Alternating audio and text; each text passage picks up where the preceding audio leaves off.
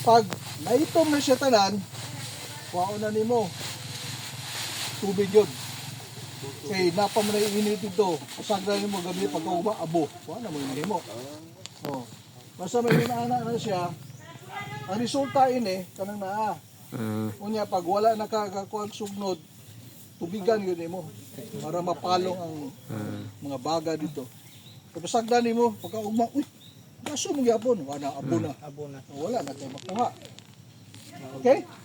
So, Pwede ko modungag, Doc. Ang purpose sa carbonized rice hull is since kuan man god puro organic ang gamit nato. Ang inoculation ni Doc is organic. So ang rice hull, ang carbonized mga rice hull dito magpuyo ang good microbes. So mo lang condominium, kumbaga na. So the more siya nga na ay kuan carbonized rice hull, mo sterilize siya sa soil at the same time nindot po siya nga balayan sa good microbes. kung condition gyud siya sa soil, gwapo kayo. Unya pag kuan siya, pag mag-decompose pa man na, fertilizer gyud na siya. Worm ba nga di? Vermicast. Pwede na yun. Vermicast.